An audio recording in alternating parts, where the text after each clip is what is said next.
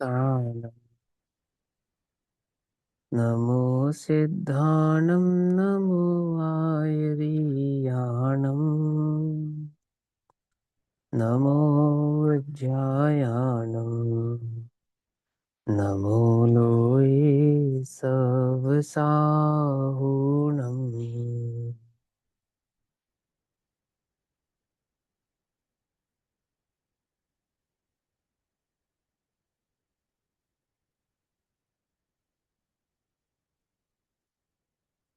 मङ्गलं भगवान् वीरो मङ्गलं गौतमोगणी मङ्गलं कुन्दकुन्दार्त्यो जैनधर्मोऽस्तु मङ्गलम्।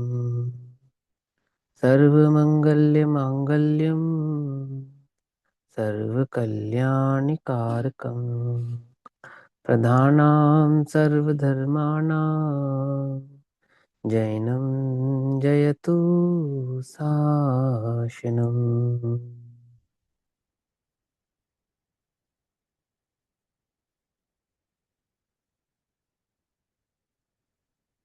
सर्वव्यापीकचिद्रूप स्वरूपाय परात्मने स्वोपलब्धिप्रसिद्धाय ज्ञानानन्दात्मने नमः।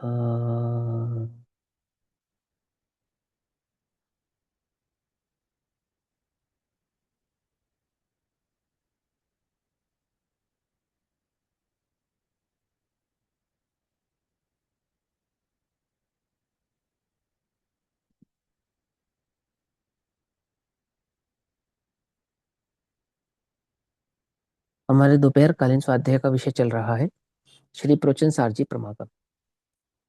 श्री प्रवचन सारजी प्रमागम का स्वाध्याय हम सभी आचार्य अमृतचंद्र देव द्वारा रचित तत्व प्रदीपिका तथा आचार्य जयसेन देव द्वारा रचित तात्पर्य वृत्ति टीका के आधार से कर रहे हैं। भाव चल रहा है दूसरे महाधिकार ज्ञेय तत्व प्रज्ञापन के अंतर्गत द्रव्य सामान्य अधिकार का, अर्थात द्रव्य के सामान्य स्वरूप की चर्चा चल रही है और द्रव्य के सामान्य स्वरूप का व्याख्यान करते समय आचार्य देव 119 नंबर की गाथा में यह समझाते हैं कि जीव के द्रव्य रूप से अवस्थित होने पर भी पर्यायों से अनवस्थितता, अनित्यता, अस्थिरता प्रकाशते हैं। अधिकार का नाम है द्रव्य सामान्य और बतला रहे हैं जीव की मुख्यता से। ठीक है ना। तो जीव की मुख्यता से कह रहे हैं तो माने मात्र जीव के विषय में बतला रहे हैं ऐसा नहीं। छहों द्रव्यों का ऐसा सामान्य स्वरूप है कि वे अवस्थित होता हुआ अनवस्थित और अनवस्थित होता हुआ अवस्थित स्वरूप को धारण करता है। ठीक है ना। तो वह द्रव्यार्थिक और पर्यायार्थिक भाव से किस प्रकार से अवस्थित अनवस्थित स्वभाव वाला है, उस द्रव्य का स्वरूप 119 नंबर की गाथा में कहते हैं। 118 नंबर की गाथा में पर्यायों को प्राप्त होता है, ये बात समझाई थी। तो वो प्रश्न सीधा सीधा सा प्रश्न उठता है कि क्योंकि उन पर्यायों का अभाव होता है और द्रव्य उसमय है अर्थात उनका कर्ता द्रव्य है, तो फिर द्रव्य का भी अभाव होता होगा क्योंकि कर्ता अपने कर्म को प्राप्त होता है ना। तो मनुष्य आदि पर्यायों को प्राप्त होने वाला द्रव्य मनुष्य आदि पर्यायों के अभाव होने पर स्वयं भी अभाव को प्राप्त हो जाता होगा। तो यहाँ कहते हैं कि नहीं, ऐसा नहीं है। पर्याय स्वभाव से उत्पाद और अभाव ऐसे दो भाव होते हुए भी उद्भव और विलय, है ना, उत्पाद को यहाँ पे उद्भव कहेंगे और विनाश को यहाँ पर विलय कहेंगे। ऐसा उद्भव और विलय होता हुआ भी अनुद्भव भाव को प्राप्त होता है, अर्थात उत्पत्ति नहीं होता और विनाश भी नहीं होता। ऐसा ध्रुव स्वभाव वाला वह द्रव्य बना रहता है।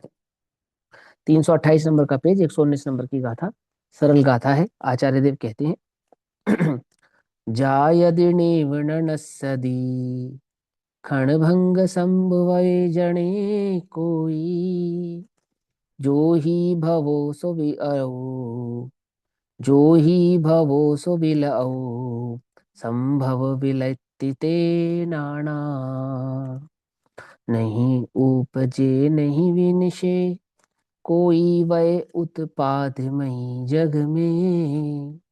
जगत कहता है, जगत का स्वभाव है उत्पादमयी, वह उत्पादमयी अर्थात वह उत्पाद ऐसा इस छह द्रव्यों के समूह रूपी जगत का स्वरूप है। परंतु ऐसा वह होते हुए जगत में भी नहीं उपजे नहीं विनिशे कोई, वै उत्पादमयी जग में, जो उत्पाद वही वै जानो। अर्थात हमने जिस अपेक्षा से उत्पाद कहा है, जहां उत्पाद कहा है, जिसका उत्पाद कहा है, उसी का वह होगा। चूंकि द्रव्य का उत्पाद नहीं है, इसलिए द्रव्य का वह भी नहीं है। परंतु द्रव्य में पर्यायों का उत्पाद होता है, सो पर्याय का ही वह होता है। हम तो जैन हैं, है ना, 50 साल से, मतलब जो कोई 50 साल से, कोई 10 साल से, कोई 5 साल से ये उत्पाद व ध्रुवी के स्वरूप को पढ़ता आ रहा है, समझता आ रहा है। तो अपने को इतना कठिन जान नहीं पड़ता। लेकिन अगर शांति से विचार करो ना, तो ये बात अपने आप में कठिन जान पड़ती है कि हम द्रव्य को ध्रुव भी कहते हैं और उत्पाद व्यय वाला भी कहते हैं। ये वास्तव में कठिन जान पड़ती है।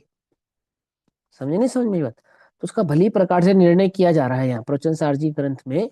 इन महाधिकारों में द्रव्य का वो सामान्य स्वरूप भली प्रकार से व्यवस्थित किया जा रहा है कि जीव की प्रज्ञा में, अर्थात जीव के विवेक में, वस्तु का वह स्वरूप भली प्रकार से स्थापित हो। समझ में आई बात? क्यों? उस वस्तु के स्वरूप को भली प्रकार से जाने बिना वस्तु की वास्तविक दृष्टि होने से तो रही। ठीक। तो यहाँ कहते हैं नहीं उपजे नहीं विनिश्चय कोई, वै उत्पाद मई जग में, जो उत्पाद वही वह जानो, वह उत्पाद भिन्न भी है। वह उत्पाद कैसे हैं? वो भिन्न भी, अर्थात भिन्न भिन्न भिन्न भिन्न स्वभाव वाले अनेक प्रकार के वह उत्पाद, वह उत्पाद, वह उत्पाद इस जगत में होते हैं। अब प्रतिक्षण उत्पाद और विनाश वाले जीव लोक में कोई उत्पन्न नहीं होता और नष्ट नहीं होता। अर्थात द्रव्य, किसी भी द्रव्य के ना ही उत्पत्ति होती है और ना ही किसी द्रव्य का विनाश होता है। ना ही नवीन द्रव्य को प्राप्त होगा, ना ही नवीन द्रव्य, ना ही कोई द्रव्य विनाश को प्राप्त होगा। ठीक है ना? बहुत साधारण सा प्रश्न है। जैन दर्शन अन्य दर्शनों से बस इसीलिए भिन्न हो जाता है। मैंने, ऐसे तो बहुत सारे सिद्धांत है जो जैन दर्शन को अन्य दर्शनों से भिन्न करते हैं। उनमें मूलभूत सिद्धांत एक यह भी है, जिसमें द्रव्य की संख्या ना घटती है ना बढ़ती है और उत्पाद वह होता है, और फिर भी जीव राशि का अभाव नहीं होता और मोक्ष भी होता है ना? सारे जगत में जब प्रश्न नहीं मिला तो क्या बोला? वो ईश्वर को कर्ता बनाया, एक बात। दूसरा, या तो यह सिद्धांत स्वीकार करना पड़ा कि एक बार दाएं से बाएं और बाएं से दाएं जीवों का स्वरूप घटित होता है, अर्थात कुछ जीव मोक्ष में चले जाते हैं, कुछ संसार में रहते हैं। फिर जो मोक्ष में चले जाते हैं वो लौटकर मोक्ष से संसार में आ जाते हैं, और संसार वाले फिर मोक्ष में चले जाते हैं। माने वहां रिसाइकल जो सर्कल है ना, वहां इसी प्रकार से उन्हें सिद्धि करनी पड़ी। पर वस्तु के उस स्वरूप को, जो केवल ज्ञान गम्य है वास्तव में, जो केवलियों के बिना सर्वज्ञता के सर्वज्ञ तो स्वरूप को समझे बिना समझा नहीं जा सकता, वहीं ये बात अटकती है कि ऐसा कैसे संभव है कि आप कहते हैं जगत का स्वभाव उत्पाद विनाश वय मय है, लेकिन उत्पाद किसी का नहीं होगा और विनाश किसी का नहीं होगा। तो बोले फिर उत्पाद विनाश हो कहाँ रहा है कि हो रहा है? वस्तु के प्रत्येक स्वभाव में वो बैठा है, उत्पाद व्यय व्यय, उत्पाद व्यय, उत्पाद व्यय। तो वस्तु के प्रत्येक स्वभाव में बैठा है, प्रत्येक गुण में बैठा है। लेकिन वस्तु का और वस्तु में आधारित उस गुण का ना उत्पाद होगा और ना ही वय होगा। और उत्पाद तथा विनाश इस प्रकार वे अनेक भी हैं, अर्थात भिन्न भिन्न भाव वाले भी। आचार्य अमृतचंद्र देव समझाते हैं, प्रथम तो यहाँ ना कोई जन्म लेता है और ना मरता है। ये परम परम परम परम अध्यात्म की बात है कि ना जन्म होता है और ना ही मरण होता है। अर्थात द्रव्य का द्रव्यत्व भाव से ना तो उत्पाद होता है और द्रव्य का द्रव्यत्व भाव से ना ही विनाश होता है ना? अर्थात, अर्थात माने मतलब, इस लोक में कोई ना तो उत्पन्न होता है और ना विनाश को प्राप्त होता है। अभी पिछली गाथा में क्या कह कर आए हैं कि 4 गति 84 लाख योनियों में उत्पाद और विनाश को प्राप्त होता है, जन्म मरण को प्राप्त होता है। यहाँ कह रहे हैं ना तो जन्म होता है और ना ही विनाश होता है। अब एक बात पे टिको, जन्म होता है या नहीं होता है? कि वस्तु का जन्म होता हुआ भी, है ना, मैंने गति की अपेक्षा से गति भाव को प्राप्त होता हुआ भी द्रव्य का द्रवित भाव से उत्पाद होता नहीं है, ध्रुव स्वभाव से, है ना? और ऐसा होने पर भी, कैसा होने पर भी, ना तो उत्पाद होगा और ना व्यय होगा, ना ही जन्म होगा ना ही मरण होगा, नाश होगा। ऐसा होने पर भी क्या होगा? मनुष्य देव त्र्यंच नारकत्व जीव लोक प्रतिक्षण परिणामी होने से, परिणामी यानी परिणमन स्वभाव वाले होने से, ये जो शब्द ना परिणामी, परिणामी अपने को समझ में आना चाहिए। द्रव्य गुण पर्याय तीनों के संदर्भ में परिणामी शब्द इस्तेमाल होता है, यूज होता है, ठीक। प्रतिक्षण यहाँ पर्याय के संदर्भ में, पलटने के संदर्भ में, कि जीव लोक प्रतिक्षण परिणामी होने से क्षण क्षण में होने वाले विनाश और उत्पाद के साथ भी जुड़ा हुआ है।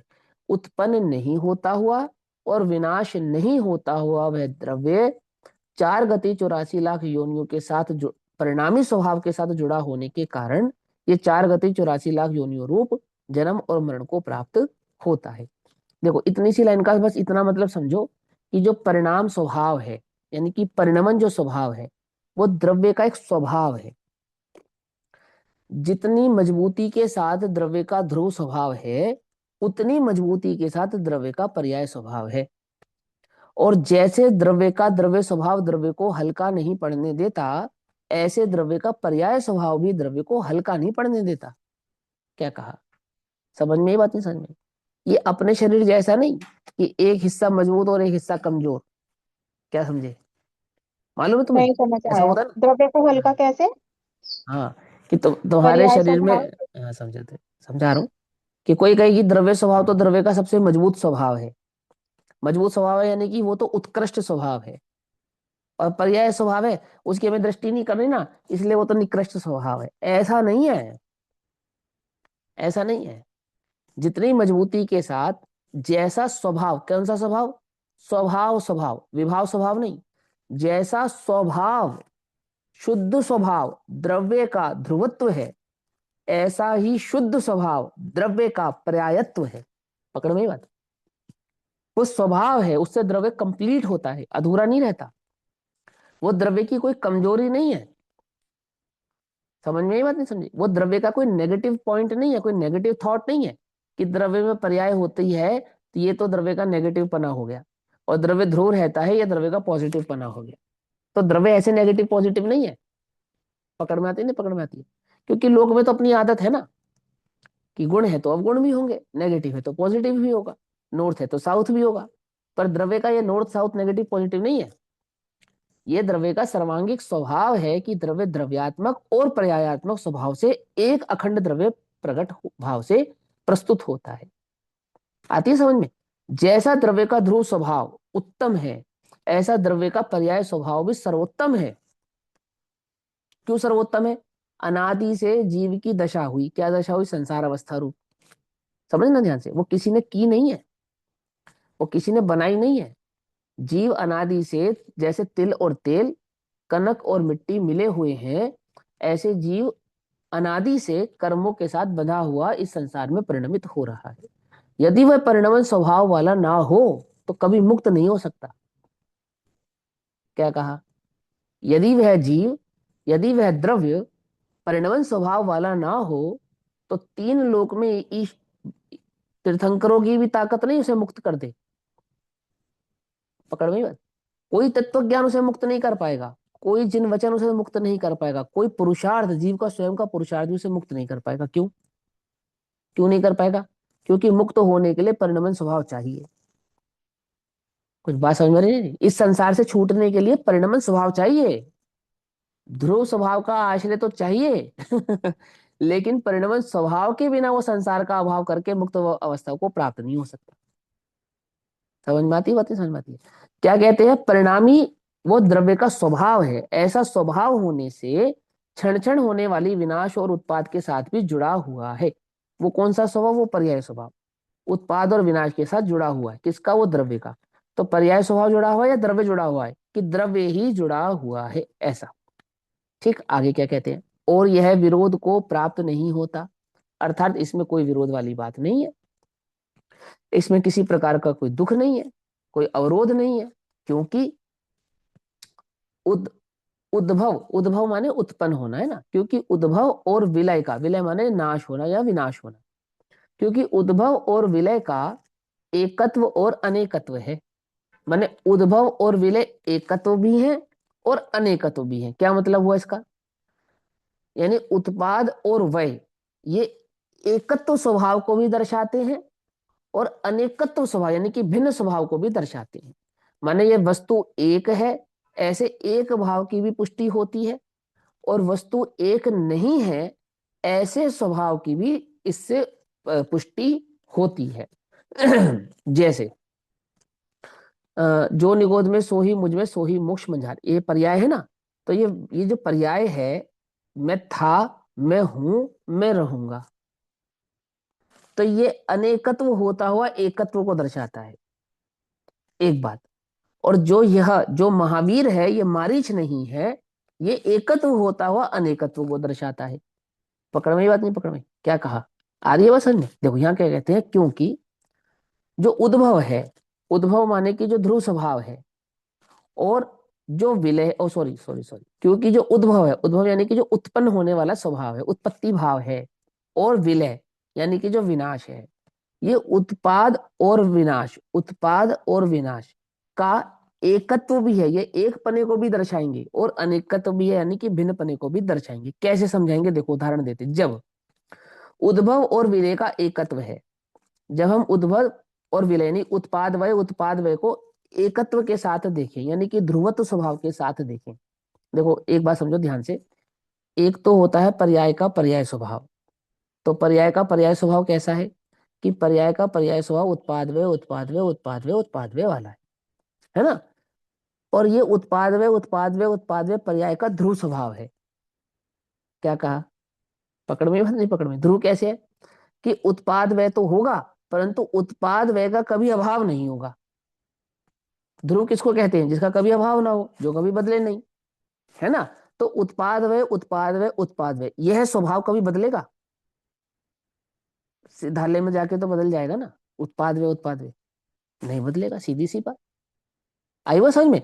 तो बोले वो उत्पाद व्यय एक स्वभाव, लेकिन वो उत्पाद व्यय जिसके आधार से है, किसके आधार से, वो ध्रुव स्वभाव। तो उत्पाद व्यय होता हुआ उत्पाद व्यय स्वभाव को नहीं बदलेगा। क्यों नहीं बदलेगा, क्योंकि कनक के बिना माने स्वर्ण के बिना स्वर्ण की कुंडल आदि पर्याय नहीं होंगी, और जब कुंडल आदि पर्याय होंगी तो वो स्वर्ण की ही होंगी। पकड़ में बात नहीं, पकड़ में। तो वहां पे स्वर्ण तो जब तक ध्रुव नहीं होगा तब तक उत्पाद व्यय नहीं होगा, और उत्पाद व्यय होगा तो ध्रुव के आधार से ही होगा, ध्रुव के आधार के बिना नहीं होगा। वस्तु ना हो और उत्पाद व्यय हो जावे, ऐसा होता नहीं है। और यदि उत्पाद व्यय हो रहा है तो पक्की बात है कि वस्तु है। पकड़ में ये बात ना। तुम वस्तु देखो तो उत्पाद व्यय, और उत्पाद व्यय देखो तो वस्तु। देखो किसी ने घड़ा देखा, तो घड़ा है या मिट्टी है कि मिट्टी के बिना घड़ा नहीं हो सकता, हो ही नहीं सकता। और घड़े, और उसी मिट्टी का किसी ने कुंडा देखा, कुंडा भी इसमें उदाहरण आएगा। कुंडा माने ये समझो, घड़ा तो होता है पानी भरने के काम आता है ना। और कुंडा यूं समझ लो जैसे थोड़ा चौड़ा होता है, वो थोड़ा फैला हुआ होता है, जैसे दही वगैरह जमाने के काम आता है, उसको कुंडा कहते हैं ऐसा।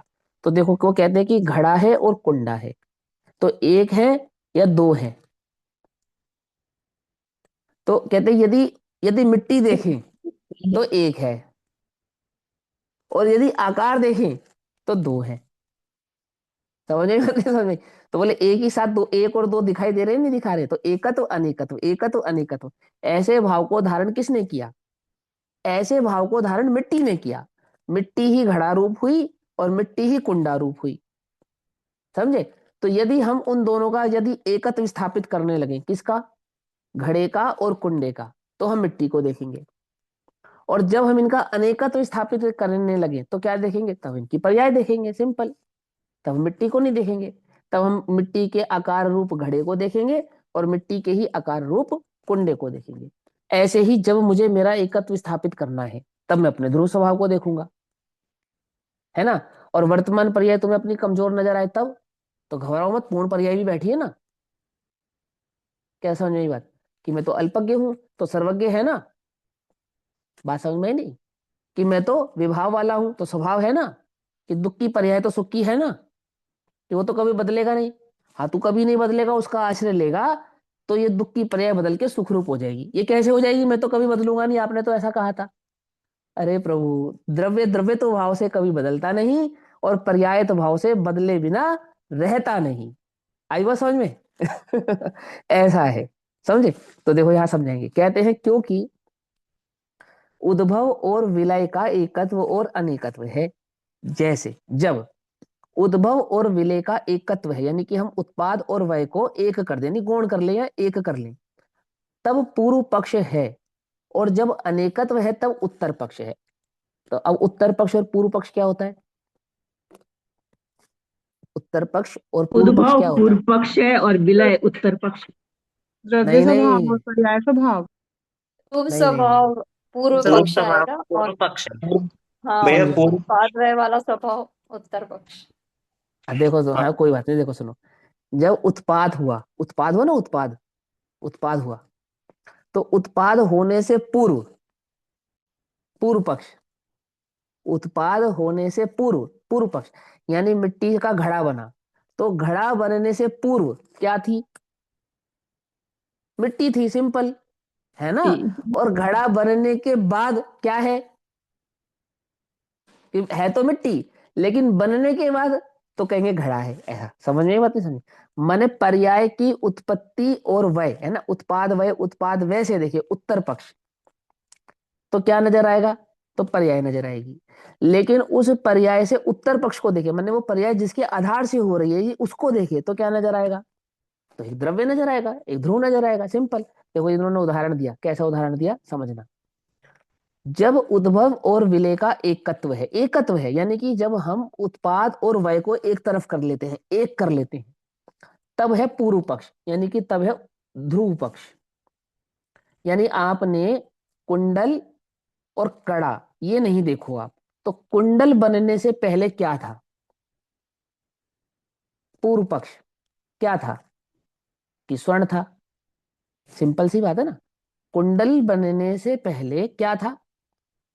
कि वो स्वर्ण था। अच्छा, और अब ये स्वर्ण, उत्तर पक्ष, ये स्वर्ण अब क्या है? कि है तो स्वर्ण, लेकिन अब ये कुंडल है। पकड़ में, ये बात नहीं पकड़ में? स्वर्ण के किसी एक टुकड़े को आप कुंडल नहीं कहेंगे, लेकिन स्वर्ण के उसी टुकड़े को किसी निश्चित आकार पे प्राप्त होने पर यह कुंडल है, ऐसा कहेंगे। ऐसा कहेंगे नहीं कहेंगे? ऐसे थोड़ी ना किसी को भी कुंडल कह देंगे आप। कुंडल के आकार को प्राप्त होने पर वही स्वर्ण अब क्या कहला रहा है? कुंडल कहला रहा है। तो जब वह उत्पाद और वह भाव को प्राप्त, यानी कि किसी निश्चित पर्याय को प्राप्त नहीं हुआ, उससे पूर्व वह क्या है? कि वह ध्रुव है, यानी कि द्रव्य है। और वह किसी निश्चित पर्याय को प्राप्त हो रहा है, तब देखे तब क्या है? कि तब वह उस पर्याय वाला है। देखो क्या कहते हैं, जब उद्भव और विलय का एकत्व है तब पूर्व पक्ष है। पूर्व पक्ष यानी कि ध्रुव पक्ष है। और जब अनेकत्व है तब उत्तर पक्ष है। अर्थात जब हम उत्पाद व्यय को देखेंगे तो प्राप्त होने वाले पक्ष को ही देखेंगे। जैसे अर्थात जब उत्पाद और विनाश के एकत्व यह की नहीं अपेक्षा समझ ली, आया ये। अभी आएगा, पक्ष सुनो उत्तर। सुनो, तब आएगा। जब उत्पाद और विनाश के एकत्व की अपेक्षा ली जाए, तब यह पक्ष फलित होता है कि ना तो कोई उत्पन्न होता है और ना ही नष्ट होता है। और जब उत्पाद तथा विनाश से के अनेकत्व की अपेक्षा ली जाए, तब प्रतिक्षण होने वाले विनाश और उत्पाद का पक्ष फलित होता है। बस इतनी बात। अब मुझे इतनी सी बात आपको समझानी है, नहीं समझ में आया तो फिर समझाते, देखो ध्यान से। सोने का एक टुकड़ा आपके सामने हमने रखा, ध्यान से रखना, बिस्कुट है ना, कोल्ड का बिस्कुट होता है, उसकी कट, उसका एक छोटा सा टुकड़ा निकाला और आपके सामने रख दिया। और उसी के बराबर में एक सोने की, मान के चलो, अंगूठी आपके सामने रख दी। दो चीजें आपके सामने रख दी, है ना? तो पहले हमने आपसे पूछा टुकड़े की ओर इशारा करके ये क्या है,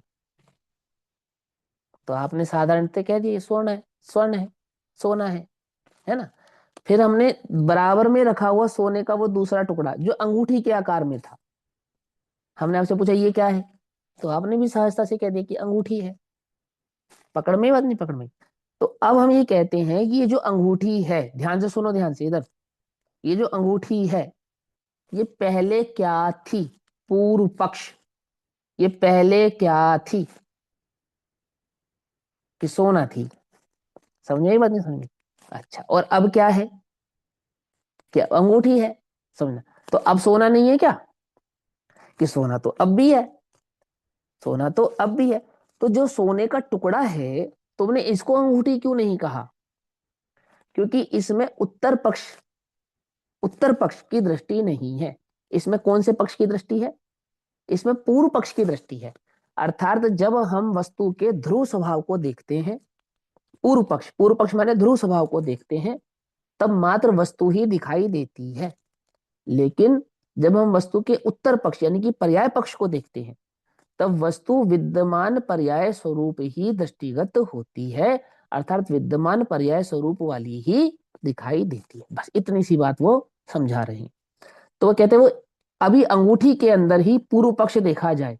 अब वो जो सोने का टुकड़ा ना, उसको साइड कर दो, अब अंगूठी को सामने रखो। अंगूठी का पूर्व पक्ष क्या था?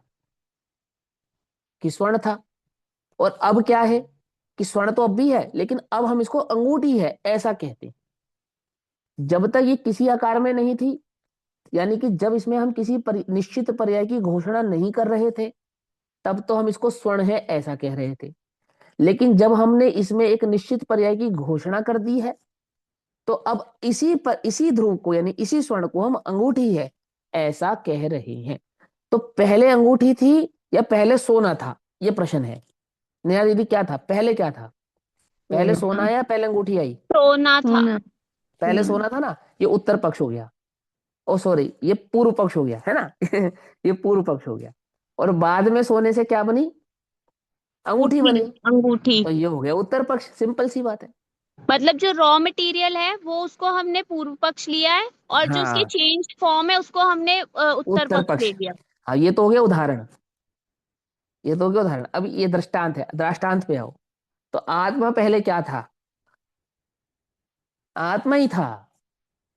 मेरी बात समझ में नहीं समझे?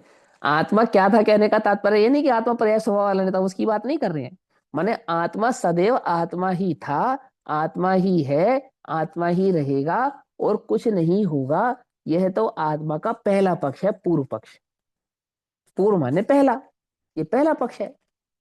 और इस आत्मा, ये आत्मा होगा तो आत्मा की पर्याय होगी। ये द्रव्य होगा तो ये द्रव्य की पर्याय होगी। अब जो भी उसकी पर्याय होगी वो उसका है उत्तर पक्ष यानी कि बाद का पक्ष। पकड़ में बात? मैं संसारी हूं, संसारी से मुक्त होऊंगा, केवल ज्ञान आदि पर्याय को प्राप्त होऊंगा अथवा 4 गति 84 लाख योनियों को प्राप्त होऊंगा। ये तो सारे उत्तर पक्ष है। बाद बाद बाद बाद बाद, ये उत्तर पक्ष है। लेकिन ये सब उत्तर पक्ष बिना द्रव्य की घोषणा के हो सकते नहीं है। पहले द्रव्य घोषित होगा। घी है ना, घी? बोले हाँ है। बोले बिना दूध के नहीं होगा। होगा क्या? ये नहीं होगा, आसमान से थोड़ी टपकेगा। उत्तर पक्ष यानी कि उस उत्तर पक्ष घी को होने के लिए पूर्व पक्ष यानी कि वस्तु चाहिए। पहले वस्तु चाहिए, पश्चात पर्याय होगी। पहले वस्तु नहीं होगी तो पश्चात पर्याय भी नहीं होगी। आती है वो समझ में? दही होगी, मक्खन होगा, छाछ होगा, घी होगा, पर दूध के बिना नहीं होगा। कहते दूध तो है नहीं, और छाछ भी आ गई, मक्खन भी आ गई, घी भी बन गया, सब हो गया। कैसे हो गया भैया? नहीं हो सकता ना। ऐसे ही कहते हैं द्रव्य के बिना क्या नहीं होगा? पर्याय नहीं होगी। पर्याय से को गौण कर दिया जाए और पूर्व पक्ष की दृष्टि की जाए तो द्रव्य ही दिखाई देता है, और पूर्व पक्ष की दृष्टि को गौण कर दिया जाए और उत्तर पक्ष को मुख्य कर लिया जाए तो पर्याय स्वभाव ही दिखाई देता है। ऐसा वस्तु का स्वभाव और स्वरूप है। अब दोबारा पढ़ते हैं, देखो। जैसे, अर्थात जब उत्पाद और विनाश के एकत्व की अपेक्षा ली जाए, तब एकत्व यानी कि दोनों को एक कर दिया जाए, यानी कि उत्पाद और व्यय का भेद ही खत्म कर दिया जाए। एक कर दिया जाए का मतलब क्या हो गया? उत्पाद और व्यय का भेद खत्म कर दिया, हो गया ना खत्म। तब क्या होगा? यानी कि जब वस्तु को में भेद खत्म कर दिया जाएगा, तब यह पक्ष फलित होता है। क्या पक्ष फलित होता है? कि ना तो कोई उत्पन्न होता है और ना ही कोई नष्ट होता है। यानी कि जब हमने पर्याय का भेद ही खत्म कर दिया, तो ना तो उत्पत्ति दिखाई देगी ना विनाश दिखाई देगा। वो तो ध्रुव स्वभावी एक भगवान आत्मा ही मात्र दिखाई देगा, है ना। लेकिन जब उत्पाद और विनाश के अनेकत्व की अपेक्षा ली जाए, तब क्या होगा? तब तो प्रति क्षण होने वाले विनाश और उत्पाद का पक्ष फलित होता है, यानी कि निरंतर समयवर्ती क्षण क्षणवर्ती पर्याय ही दिखाई देने वाली हैं, अर्थात निरंतर पर्याय पर्याय पर्याय पर्याय पर्याय पर्याय ऐसा स्वभाव ही दिखाई देने वाला है। ठीक, वह इस प्रकार है। कैसे है? जैसे, अब उदाहरण देंगे ये घड़े और कुंडे का। जैसा हमने अंगूठी और स्वर्ण के आधार से समझा ना, ऐसा ही हम उदाहरण देंगे घड़े और कुंडे का। जो घड़ा है वही कुंडा है। अब कुंडा और घड़ा दोनों में जमीन आसमान का अंतर होता है, बहुत डिफरेंट होते हैं दोनों। घड़ा तो पानी स्टोर करने के काम आता है, 2 4 5 10 लीटर। लेकिन जो कुंडा होता है वो फैला हुआ होता है, चौड़े मुंह वाला होता है, गहराई उसकी कम होती है। घड़े का मुंह छोटा होता है, गहराई ज्यादा होती है। कुंडे का मुंह बड़ा होता है और गहराई कम होती है। आपने देखा ना, दही का बर्तन होता है ना, मिट्टी का बड़ा सा बर्तन होता है, कसूरा बड़े वाला, जिसमें दही जमाते हैं, उसे कुंडा कहते हैं। ठीक, वो कुंडा नहीं है, कुंडा उसको भी कहते हैं, वो कुंडी को वाला कुंडा नहीं, ये मिट्टी का कुंडा है ना। तो जो घड़ा है वही कुंडा है। यदि ऐसा कहा जाए तो एक ही प्रयोजन से सिद्धि की जा सकती है। कौन सा है वो प्रयोजन? कि जब हम मिट्टी को देखेंगे तभी हम ये बात कह पाएंगे कि घड़ा और कुंडे का एकत्व है। यदि हम मनुष्य जाति से देखेंगे तभी हम कह पाएंगे क्षत्रिय वैश्य शूद्र ब्राह्मण सब एक हैं, हम सब एक हैं, स्त्री पुत्र स्त्री पुरुष सब एक हैं। माने स्त्री पुरुष नपुंसक, भारतवासी नॉन भारतवासी, हिंदू मुस्लिम, क्षत्रिय वैश्य शूद्र आदि आदि, ये सब भेद कब खत्म किए जा सकते हैं? कि जब हम मनुष्य है ऐसा देखेंगे तभी किए जा सकते हैं। और जब हम मनुष्य तो जाति में भेद करेंगे तब कैसे भेद करेंगे? कि देश की अपेक्षा से भेद करेंगे, है ना, लिंग की अपेक्षा से भेद करेंगे, जाति की अपेक्षा से भेद करेंगे, कुल की अपेक्षा से भेद करेंगे। और कौन से भेद कर सकते हैं? उम्र की अपेक्षा से भेद कर सकते हैं, पढ़ाई की अपेक्षा से भेद कर सकते हैं, रंग की अपेक्षा से भेद कर सकते हैं, धन की अपेक्षा से भेद कर सकते हैं, शक्ति की अपेक्षा से भेद कर सकते हैं। कर सकते हैं नहीं कर सकते? कितने सारे भेद कर सकते हैं बोलो। वजन की अपेक्षा से भेद हो सकता है, हो सकता है नहीं हो सकता? आकार की अपेक्षा से भेद हो सकता है। कितने भेद खड़े करने बोलो? सारे भेद खड़े होते चले जाएंगे। अनेकत्व, पकड़ो ही मत, अनेकत्व। कब? जब आप भेद की अपेक्षा से देखेंगे तब। जो घड़ा है वही कुंडा है, ऐसा कहा जाने पर घड़े और कुंडे के स्वरूप का एकत्व असंभव होने से, क्योंकि दोनों का आकार प्रकार बिल्कुल डिफरेंट है, मतलब ही नहीं है, जमीन आसमान का अंतर है दोनों में। ऐसा असंभव होने से, ऐसा होने पर भी उन दोनों की आधारभूत मिट्टी प्रकट होती है। असंभव है घड़े और कुंडे का एकत्व स्थापित करना, असंभव है। ऐसा होने पर भी मनुष्य और त्रियंच का एकत्व स्थापित करना कितना संभव है? बोलो, असंभव है या नहीं है? असंभव है। एक 4 टांगों वाला, एक 2 टांगों वाला, एक पूंछ वाला, एक मूछ वाला, है ना अंतर? हालांकि आजकल मनुष्य भी पूंछ वाला हो चुका है ना? नहीं है पूंछ वाला कि मुझे पूछा नहीं, तो ये पूछी तो हुई और क्या हुई? और कौन सी पूछ चाहिए तुम्हें? समझे नहीं समझे? लेकिन अगर जीवत्व को मुख्य किया जाए तो ये पॉसिबल है। और जीवत्व को मुख्य ना किया जाए तो सिद्ध और निगोद में एकत्व स्थापित नहीं कर सकते हम। समझे ना? सिद्धत्व और निगोदिया में एकत्व स्थापित नहीं किया जा सकता, जमीन आसमान का अंतर है। सिद्ध अनंत सुखी है, निगोदिया अनंत दुखी है। एक अनंत दुखी है, एक अनंत सुखी है, एक इंद्रियगत है, एक अतीन्द्रिय है, एक अल्पज्ञ है, एक सर्वज्ञ है। और दोनों में हमें एकत्व स्थापित करना है, ऐसा महाअसंभव होते हुए भी एक जीवत्व स्वभाव ही ऐसा है जो इन दोनों में एकत्व स्थापित कर सकता है। आई बात समझ में? ध्रुव स्वभाव।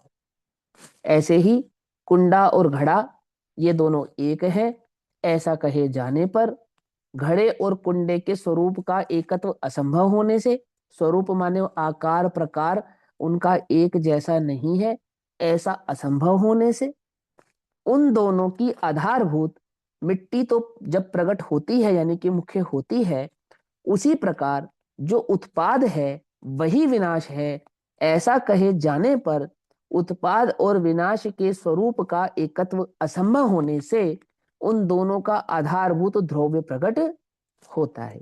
पकड़ में बात? हम उत्पाद को विनाश, विनाश को उत्पाद नहीं कह सकते, ना उन दोनों को एक कर सकते हैं। ऐसा होने पर भी जब हम उनमें एकत्व स्थापित करेंगे ऐसा असंभवपना संभव कब हो सकता है? जब हम ध्रुव की दृष्टि करते हैं तब ही हो सकता है। मनुष्य को नारकी, नारकी को त्रियंच, त्रियंच को देवता, संसारी को मुक्त एकत्व स्थापित नहीं कर सकते। लेकिन जब हम ध्रुव स्वभाव की दृष्टि करते हैं तो इन समस्त पर्यायों में एकत्व स्थापित हो जाता है, अर्थात यह जीव ही है ऐसा सिद्ध होता है।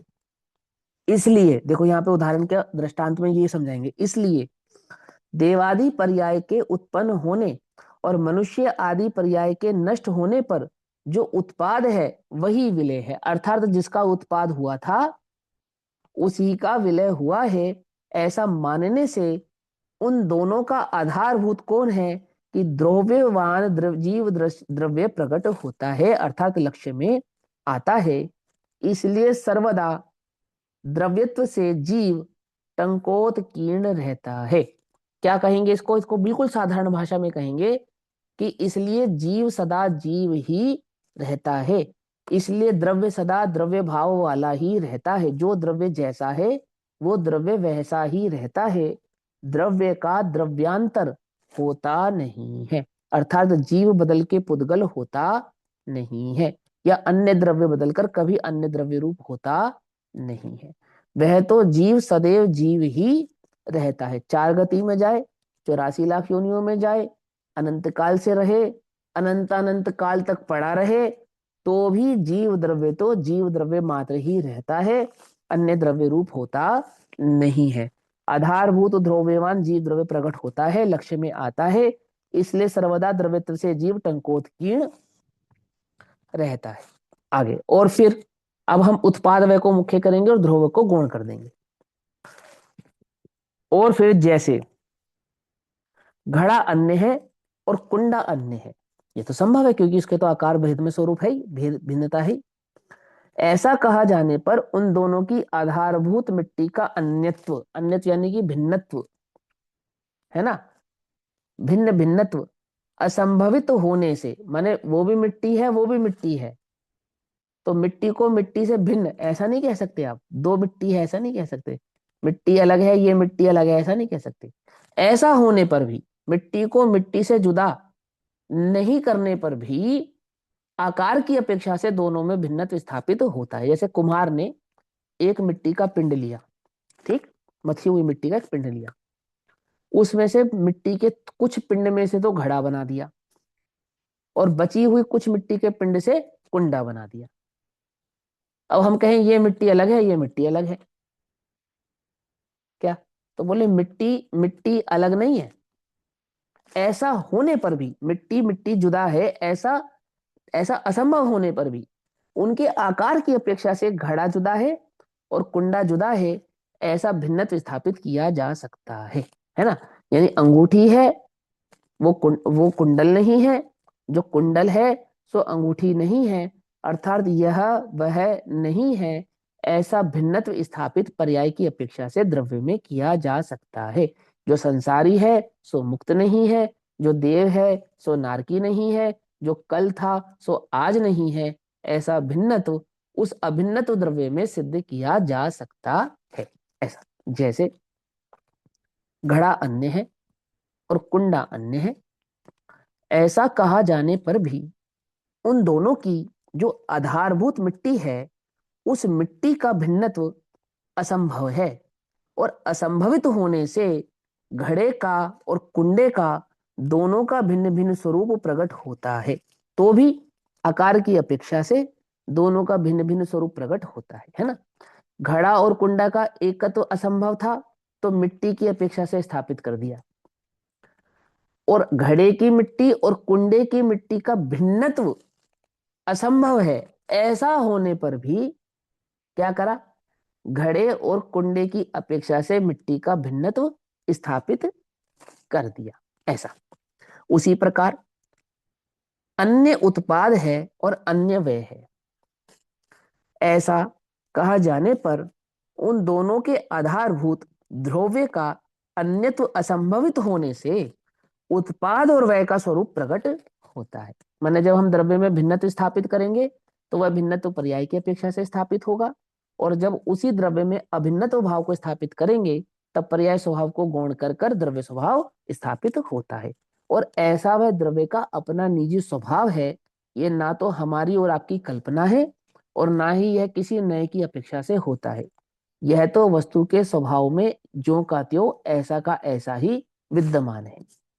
ठीक, इसलिए देवादि पर्याय के उत्पन्न होने पर और मनुष्य आदि पर्याय के नष्ट होने पर अन्य उत्पाद है और अन्य व्यय है, ऐसा मानने से, अर्थात मनुष्य देव नहीं है और देव मनुष्य नहीं है, अथवा यह वह नहीं है, अथवा ऐसे समझो कि मारीची मरीची महावीर नहीं है, ऐसा मानने से उत्पाद और व्ययावली अर्थात देवादि पर्याय और मनुष्य आदि पर्याय प्रकट होती हैं, लक्ष्य में आती है। यानी द्रव्य का पर्याय स्वभाव लक्ष्य में आता है। जब हम कहते हैं मारीची महावीर नहीं है, तब पर्याय स्वभाव लक्ष्य में आता है, और जब हम कहते हैं मरीची ही महावीर है, तब द्रव्य स्वभाव लक्ष्य में आता है। इसलिए जीव प्रतिक्षण पर्यायों से अनवस्थित है, स्वभाव से, द्रव्य स्वभाव से, ध्रुव स्वभाव से अवस्थित होता हुआ वह जीव द्रव्य अथवा सभी द्रव्य पर्याय स्वभाव से अनवस्थित स्वभाव वाले हैं, और पर्याय स्वभाव से अनवस्थित स्वभाव वाले होने पर भी द्रव्य स्वभाव से अवस्थित स्वभाव वाले हैं। ऐसे द्रव्यार्थिक और पर्यायार्थिक नय की मुख्यता से जीव द्रव्य को या द्रव्य स्वभाव को, छह द्रव्यों का स्वभाव है ना, को स्वभाव को इंगित किया जाता है, पहचाना जाता है, लक्षित किया जाता है। अब 119 नंबर की इस गाथा पर आचार्य जयसेन देव टीका करते हैं और वह उसका तात्पर्य समझाते हैं। हाँ हाँ हाँ बताइए। अनवस्थित माने अनवस्थित, अनवस्थित, हाँ, अवस्थित माने ध्रुव स्वभाव और अनवस्थित माने पर्याय स्वभाव, अर्थात भैया जो नित्य एक नित्य हाँ और अनित्य लेंगे। हाँ हाँ वही वही सारे पर्यायवाची शब्द हैं, ठीक है ना। जो सदैव स्थित ना रहे अनवस्थित, जो सदैव स्थित रहे अवस्थित, पकड़ में ही बात, अवस्थित और अनवस्थित, ठीक है, नित्य और अनित्य, एक और अनेकत्व, है ना। ऐसा देखो क्या कहते हैं, उत्पाद व्यय आदि, है ना, ध्रुव और उत्पाद व्यय। अब 119 नंबर की इस गाथा पर आचार्य जयसेन देव टीका करते हैं और आचार्य जयसेन देव तात्पर्य समझाते हैं कि 119 नंबर की गाथा में आचार्य कुंद देव और आचार्य अमरचंद्र देव हमसे क्या कहना चाहते हैं, उसका तात्पर्य क्या है। जब आचार्य जयसेन देव टीका करते हैं तो 119 नंबर की गाथा 129 नंबर हो जाती है। अब 129 नंबर की गाथा की टीका 330 नंबर का पेज, आचार्य जयसेन देव कहते हैं प्रश्नसार जी में, अब जीव के द्रव्य से, फिर बोलते हैं अब जीव के, जीव द्रव्य के उसके द्रव्य स्वभाव की अपेक्षा से, तो जीव के द्रव्य से नित्यपना होने पर भी पर्याय से विनाशिकता दिखलाते हैं। सुनो ध्यान से, छहो द्रव्यों की द्रव्य अपेक्षा से नित्यपना होने पर भी पर्याय अपेक्षा से विनाशिकता यानी अनित्यता दिखलाते हैं। पकड़ में बात। अब आप नित्य अनित्य शब्द के यूज टू हो ना, तो आचार्य जयसेन देव आपको नित्य नित्य से समझा रहे हैं, समझे क्या। वो आप उस शब्द से बहुत यूज टू नहीं थे, कौन से शब्दों से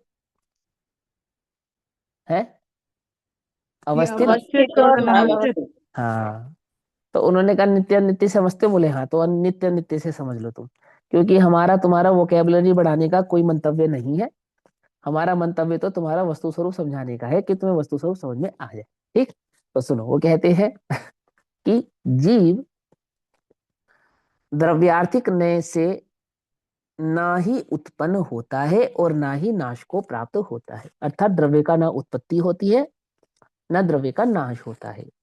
ऐसा द्रव्यार्थिक नय के कारण नहीं होता है, ऐसा द्रव्य का स्वभाव है। द्रव्य के उत्पन्न नहीं और विनाश नहीं स्वभाव को जो बतलावे, उस बतलाने वाले नय का नाम द्रव्यार्थिक नय है। ठीक, आगे कहाँ उत्पन्न और विनाश नहीं होता है, इस लोक में, अर्थात प्रतिक्षण नाश और उत्पन्न होने वाले लोक में कोई भी ना तो नाश होता है और ना ही उत्पन्न होता है। ठीक। आगे, प्रतिक्षण नाश तथा उत्पाद जहां संभव होता है वह क्षण भंग समुद्भव है। क्या कहा? जहां प्रतिक्षण उत्पाद और नाश, उत्पाद और नाश, उत्पाद और नाश होता है, वह क्या है? कि वह क्षण भंगुर समुदय का भाव है, अर्थात क्षण भंग समुदय, समुदय भव है, समुद्ध भव है। उस प्रतिक्षण नश्वर उत्पाद वाले, उस प्रतिक्षण नश्वर उत्पाद वय वाले जनलोक में, अर्थात इस संसार को क्या कहते हैं? राजा राणा छत्रपति हाथी न किया सवार, मरना सबको एक दिन अपनी अपनी बार। अन्य मतियों ने इसको मृत्यु लोक ऐसा नाम दिया। ठीक है ना, मृत्यु लोक है। हालांकि वो देवताओं को अमर लोक में काउंट करते हैं, लेकिन जिन आगम में देवता से लेकर नारकी तक और मनुष्य से लेकर त्रिंच तक ये सभी मृत्यु लोक ऐसा कहलाता है। ठीक है ना। तो मृत्यु होती है या नहीं होती है? हाँ, नहीं होती है। तो तुम अजर अमर हो या नहीं हो? कि हो। कहां से अजर अमर हो? कि पर्याय से अजर अमर नहीं, ध्रुव स्वभाव से अजर अमर है। जा पर जाए को अंत निश्चय ही जारना, ये पर्याय का तो अंत होगा ही होगा।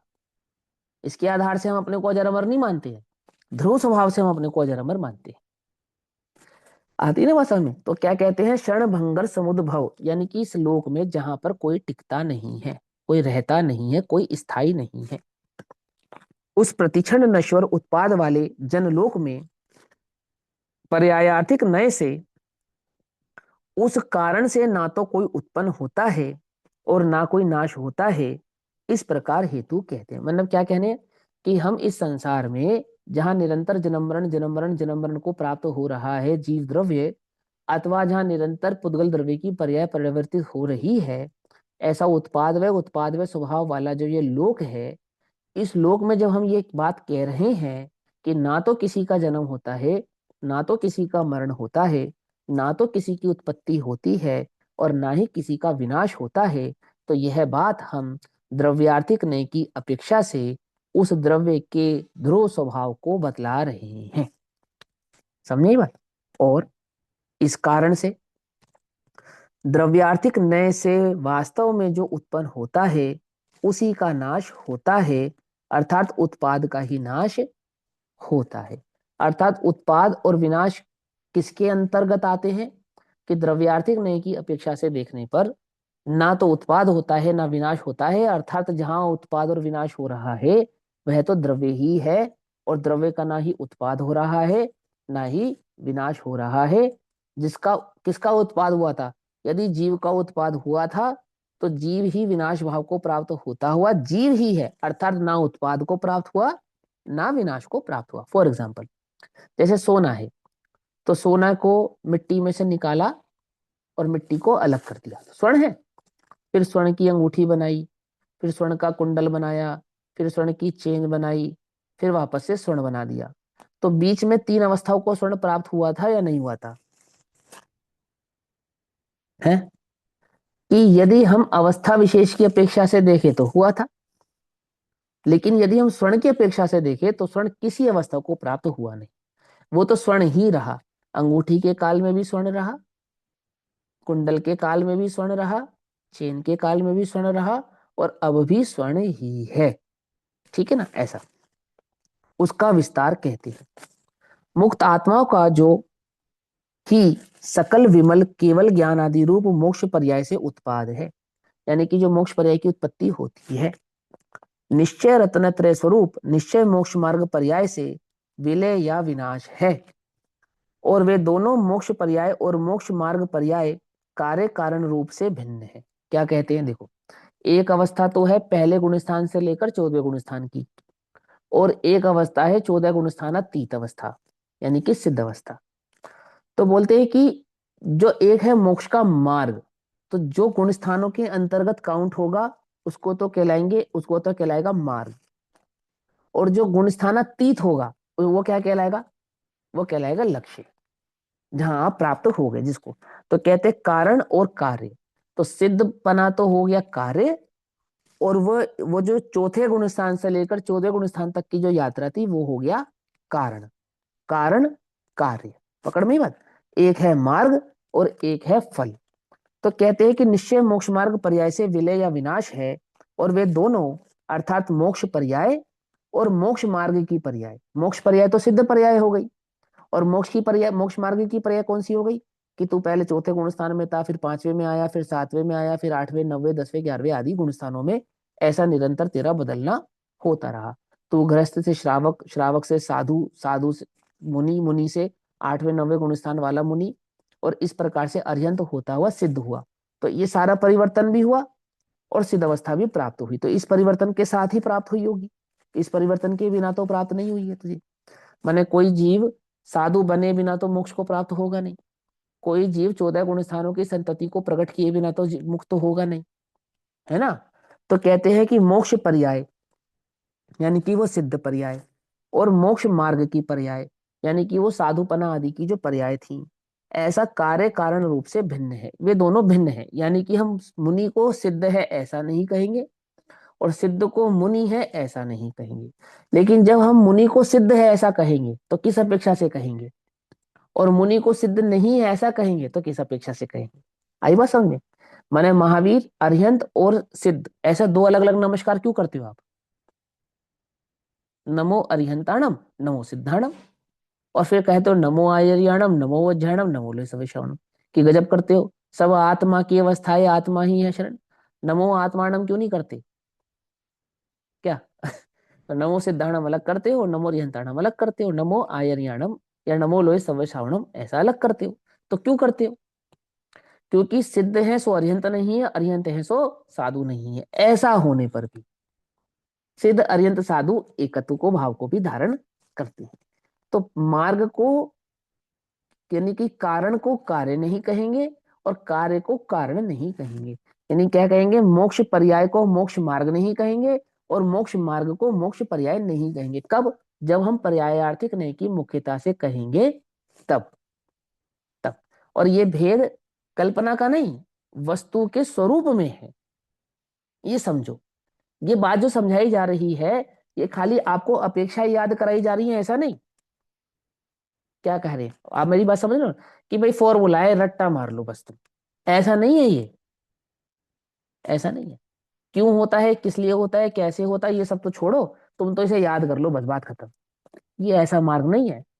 जो वस्तु है, जिस वस्तु का तुम निर्णय करने बैठे हो, जिस वस्तु का तुम स्वरूप समझने बैठे हो, ये वस्तु का ऐसा स्वरूप है, कैसा कि उसमें यह अंतर रहेगा। क्या अंतर रहेगा? पर्याय का अंतर रहेगा, और पर्याय के अंतर होने पर भी वस्तु में अंतर नहीं रहेगा। दो बातें समझ में आ रही नहीं आ रही है? माने एक जीव द्रव्य को, जिसको हम निगोध से लेकर सिद्ध तक एकत्व भाव से नमस्कार कर रहे हैं, करते हैं, करते हैं। भावी सिद्धों को नमस्कार करते नहीं करते? तो भावी सिद्ध इस समय कहाँ है? कि कोई स्वर्ग में होगा, कोई नरक में होगा, कोई तिरंज में होगा, कोई निगोध में होगा। होगा या नहीं होगा? अनंत भावी सिद्धों को जब हमने नमस्कार किया तो नैगम नय से, भावी नैगम नय से, तो वो अभी वर्तमान में कहाँ है? हम बैठे ना भैया जी, हम बैठे ना, भावी हाँ सिद्ध हम हम तो, बैठे ना। हाँ हम तो हैं ही। तो हम हैं, और भी है ना भावी सिद्ध सभी। हाँ और अरे ना अपने साथ ऐसा ना, हम अपने को नमस्कार नहीं करते, अपना तो आनंद करते हैं। नमस्कार का काम तो दूसरे करते हैं। हाथ जोड़ने का मतलब यही होता है कि तुम हमसे अलग हो। क्या कहा? कुछ बात समझ में ही नहीं। अब ये थोड़ा सा दार्शनिक भाव है कि आप किसी को जब हाथ जोड़ते हैं तो उससे अपना भिन्नत्व स्थापित करते हैं। मालूम है? नहीं मालूम? ये भिन्नत्व का प्रतीक है हाथ जोड़ना। लेकिन सुनो, अभी हम यहाँ के समझाते हैं। यहाँ क्या कहते हैं कि मोक्ष पर्याय और मोक्ष मार्ग की पर्याय ये कारण कार्य रूप से भिन्न है ना। पर्याय की दृष्टि से इनमें भिन्नपना है। उन दोनों के आधार रूप, यानी कि जो मोक्ष की पर्याय होगी और मोक्ष मार्ग की पर्याय होगी, वो किसके आधार से होगी? कि वो जीव की ही होगी, ध्रुव के आधार से होगी, है ना। आधार रूप मिट्टी के पिंड और घड़े के आकार रूप मिट्टी द्रव्य के समान अर्थात मनुष्य पर्याय, और देव पर्याय के आधार रूप संसारी जीव द्रव्य के समान आधारभूत परमात्म द्रव्य है, वह वही है। अर्थात जो संसारी था वही मुक्त है। जो मुक्त है वही संसारी था। ऐसा ध्रुव पने की अपेक्षा से एकत्व समझ में आता है, जैसे घड़े और कुंडे के बीच में मिट्टी। ऐसा प्रतिक्षण विनाश और उत्पाद में हेतु कहते हैं। किसको कहते हैं? कि जिस कारण से उत्पाद और विनाश दोनों भिन्न हैं, इसलिए पर्यायार्थिक नय से विनाश और उत्पाद दोनों है। किसमें? वस्तु में। अर्थात वस्तु में अभिन्नत्व होते हुए भी पर्यायार्थिक नय से भिन्नत्व है। वह इस प्रकार है, जो ही पूर्वोक्त मोक्ष पर्याय का उत्पाद तथा मोक्ष मार्ग पर्याय का विनाश है, वह दोनों भिन्न ही है। अर्थात हम गृहस्थ को साधु नहीं कहेंगे, साधु को अरहंत नहीं कहेंगे, और अरहंत को सिद्ध नहीं कहेंगे। क्यों? क्योंकि इसमें यह भिन्नत्वपना स्थापित होता है। क्या भिन्नत्वपना स्थापित होता है? कि एक मोक्ष मार्ग है और एक मोक्ष साक्षात मोक्ष की पर्याय है। ऐसे मार्ग और पर्याय के बीच में पर्यायार्थिक नय की अपेक्षा से भिन्नत्व स्थापित होता है, और उनका आधारभूत परमात्म द्रव्य भिन्न नहीं है। लेकिन जिसके आधार से वो होंगी, वो आत्मा भिन्न नहीं है, पर उस आत्मा में होने वाली पर्यायों से उसमें भिन्नत्व स्थापित होता है। चरणानुयोग संबंधी ऐसे बहुत सारे प्रश्न हैं, और कर्णानुयोग संबंधी भी, जो ये द्रव्यार्थिक और पर्यायार्थिक नय जो वस्तु के स्वरूप को समझा रहे हैं, समझे बिना हल नहीं किए जा सकते। उनका समाधान नहीं हो सकता। मोक्ष का समाधान, मोक्ष की पर्यायों का समाधान नहीं कर सकते आप, समझे ना? ऐसे बहुत सारे हैं, लेकिन मूल बात समझो, बस हमें मूल बात समझानी है कि बदलेगा पर तू नहीं बदलेगा, और तू नहीं बदलेगा ऐसा होने पर भी तू बदलेगा। माने तेरी पर्याय बुद्धि भी टूटे, तेरा पर्याय का विवेक भी जागृत रहे, और तुझे द्रव्य का आश्रय भी हो। ऐसा तो तभी संभव है जब तुझे संपूर्ण वस्तु का स्वरूप ज्ञात होगा। आई बात समझ? आगे क्या कहते हैं? इससे जाना जाता है, क्या जाना जाता है? कि द्रव्यार्थिक नय से नित्यपना होने पर भी पर्यायार्थिक से विनाश होता है, अर्थात अनित्यपना द्रव्य में सदैव ही विद्यमान रहता है। ठीक, ऐसा 129 नंबर की गाथा में आचार्य जयसेन देव ने हमसे कहा। अब गाथा नंबर 120 तत्व प्रदीपिका। ठीक, तो इसका स्वाध्याय हम कल करेंगे, अभी समय हुआ। तब तक के लिए सभी को जय जिनेन्द्र। ओम नमः सिद्धेभ्यः।